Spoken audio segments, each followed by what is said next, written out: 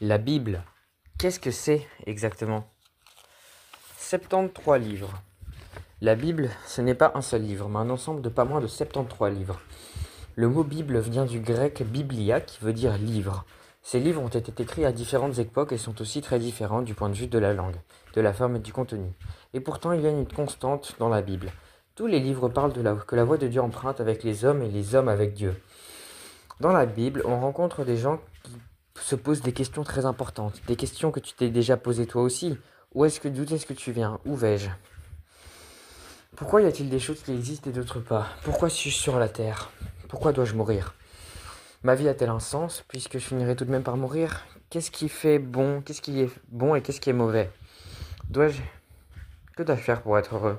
Qu'est-ce que le bonheur en fin de compte? La Bible renferme tout un éventail d'histoires et de réponses que les hommes ont recherché à ces questions.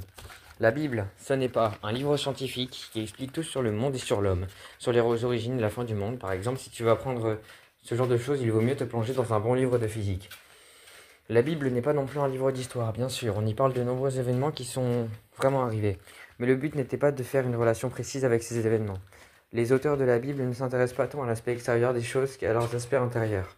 Celui que l'on voulait voir avec des yeux de la loi, ils voulaient surtout exprimer à travers ceux qu'ils avaient reçus que la terre était présente et guidait leur vie. La Bible est encore moins une espèce de livre de recettes dans lequel on nous explique par A plus B comment nous devrions vivre et à quel endroit trouver des réponses toutes faites aux questions que nous nous posons. La Bible renferme quelques pistes qui indiquent la direction. Elle donne des exemples parfois aussi de ce qu'il ne faut pas faire. Ces exemples peuvent aussi nous aider à trouver ces réponses adaptées à nos questions. La Bible n'est même pas un simple catéchisme. Et si dans la Bible on en rencontre des gens qui racontent leur foi en Dieu, il faut savoir que, tout comme la nôtre, leur foi a été ébranlée par des doutes et des erreurs. C'était le foi qui cherchait et qui luttait. Il y a eu des difficultés à atteindre la vérité. La Bible te raconte comment les gens d'autrefois ont découvert Dieu, comment Dieu a alors fait appel à eux et comment ils ont décidé de cheminer avec lui. Mais elle te raconte tout cela pour qu'aujourd'hui, toi aussi tu saches qui est Dieu et ce qu'il te demande aujourd'hui. Quand tu lis la Bible, il faut qu'on ait une relation permanente entre Dieu tel que tu le rencontres dans la Bible et le Dieu tel qu'il est présent dans ta vie et dans le monde d'aujourd'hui. Tu n'auras fait une bonne lecture de la Bible que si elle t'ouvre à Dieu, qui aujourd'hui aussi veille à toi et fait appel à toi. Grâce à la Bible, tu dois retourner dans ton monde à toi et te demander où et comment Dieu a besoin de toi. Et inversement, ton enthousiasme pour un monde meilleur doit toujours te ramener à la Bible, pour être sûr que tu es en train pour être sûr que ce que tu es en train de faire est vraiment biblique. Deux grandes parties. La Bible chrétienne est composée de deux grandes parties principales. L'Ancien Testament que nous partageons avec les Juifs et le Nouveau Testament qui est entièrement dédié à Jésus-Christ. Et au commencement de l'Église, le mot testament ne signifie pas dernière volonté mais alliance, pour mettre en évidence la forme et l'amitié qui unit Dieu et les hommes. Les livres de la Bible n'ont pas toujours eu la forme que nous leur connaissons aujourd'hui. Ces textes sont d'abord circulés oralement, puis par écrit. Dans les communautés juives et chrétiennes auxquelles ils étaient destinés au départ, ils exprimaient aussi ce qui se vivait et qui se croyait dans ces communautés-là, plutôt que les idées personnelles d'un seul auteur. D'ailleurs, nous ne connaissons même pas les noms de ceux qui ont finalement donné forme au livre. Et à juste titre, certains ont parlé de littérature communautaire et non pas parce que c'est la Bible a été rédigée par une communauté. C'est impossible naturellement, mais pas parce qu'elle est le reflet de la foi et de la vie des communautés.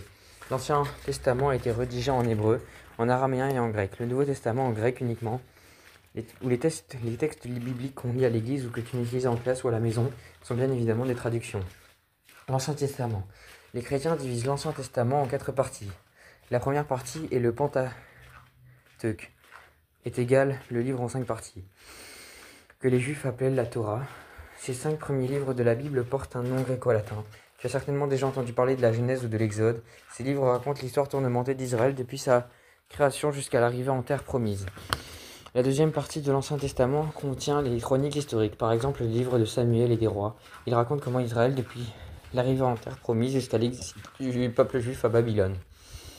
La troisième partie de l'Ancien Testament est constituée des livres de sagesse ou livres poétiques.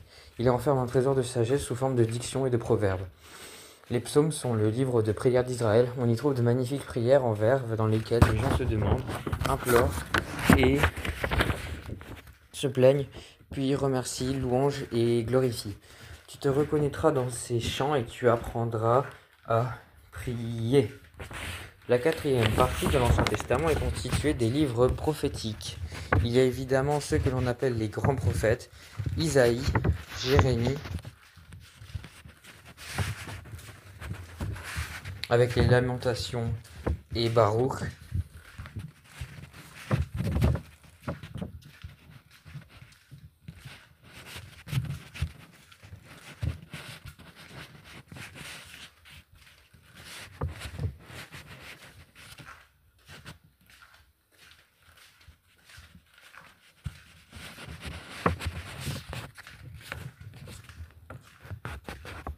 Et Ézéchiel. Viennent ensuite Daniel et ceux qui sont appelés les 12 petits prophètes, par exemple Amos et Michée.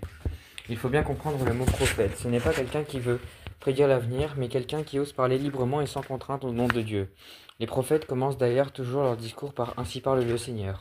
Ils appellent les gens à rester fidèles à Dieu quand ils menacent de l'oublier, et surtout quand tout va bien. Et quand les choses vont mal, ils parlent au nom de Dieu pour rendre courage aux hommes. Ils ne doivent pas craindre que les dieux les abandonnent, bien que les anciens, le langage des prophètes reste l'actualité.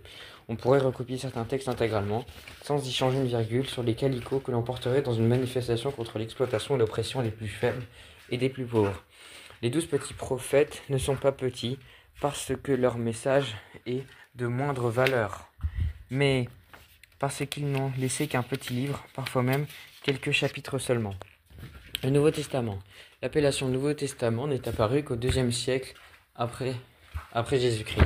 À l'époque, les chrétiens se mirent à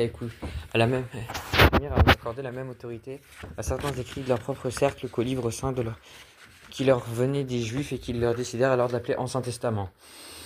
Ancien ne signifie aucun cas dépassé ou démodé, bien au contraire. Ce mot veut dire digne de respect, sage qui fait autorité. Pour les chrétiens aussi, l'Ancien Testament reste la parole de Dieu. D'ailleurs, l'Ancien Testament est présenté partout dans le Nouveau. On y fait référence en permanence et très souvent on en cite des extraits. Jésus lui-même était juif de pure souche et il disait de lui-même « Ne pensez pas que je sois venu pour anéantir la loi des prophètes. Je ne suis pas venu pour détruire mais pour accomplir. » On ne peut pas vraiment comprendre Jésus que si on lit le Nouveau Testament à la lumière de l'Ancien. Le Nouveau Testament est composé de 27 livres. Les 4 premiers sont les évangiles. Ils annoncent chacun à sa façon que Jésus est le Messie, le Fils de Dieu et que l'on ne vit vraiment que si l'on ne croit en lui. Aujourd'hui, tout le monde s'accorde à dire que l'évangile de Marc est le plus ancien. Il a dû être écrit un peu après l'an 70, probablement à Rome. Une dizaine d'années plus tard, Matthieu et Luc se sont inspirés de l'histoire de Marc pour écrire leurs propres évangiles. Ils se sont également inspirés d'un recueil des écrits de paroles de Jésus et ils ont adapté chacun à sa façon dans leur évangile. Les 3 premiers évangiles se ressemblent d'ailleurs tellement qu'on peut les imprimer en colonnes parallèles pour bien voir leurs ressemblances et leurs différences. L'évangile de Jean n'a que peu de points communs avec son premier évangile. Jean a apporté d'autres histoires et d'autres discours de Jésus. Après les évangiles viennent les actes des apôtres. Dans ce livre, Luc raconte l'histoire de la jeune église. Viennent ensuite les 13 épîtres, attribués à Paul, l'apôtre des gentils, qui a joué un rôle très important dans l'histoire des débuts du christianisme. Par exemple, lettre aux Romains, comme il voulait la coutume autrefois, Paul commençait chacune de ses lettres par une subscription qui mentionne l'adresse et l'expéditeur de la lettre. Ensuite, il a généralement une introduction sous la forme d'action de grâce à Dieu et une supplication pour les lecteurs. Dans la lettre proprement dite, Paul traite longuement les questions qu'on lui a posées par écrit et qui appellent la réponse. La conclusion de la lettre écrite habituellement des communications personnelles, des vœux, des bénédictions. Après les lettres de Paul vient la lettre aux Hébreux dont l'auteur est inconnu. Les 7 épîtres catholiques, par exemple l'épître de Jacques, occupent la place à part. Ici, catholique veut dire universel. Ils ne sont pas destinés à leur communauté chrétienne ni personne particulière, mais à l'Église tout entière. Contrairement aux épîtres de Paul, dont les destinataires étaient nommés, les épîtres catholiques sont désignés par le nom de leur auteur. Le dernier livre du Nouveau Testament est l'Apocalypse. À travers toutes sortes de visions et d'images, ce livre annonce aux chrétiens persécutés de la province romaine d'Asie que Dieu finira par triompher une fois pour toutes sur le mal. La Bible se termine ainsi sur un message de puissance et de réconfort et sur la perspective d'un avenir rayonnant. Voilà, fin de l'explication de la chronologie de la Bible.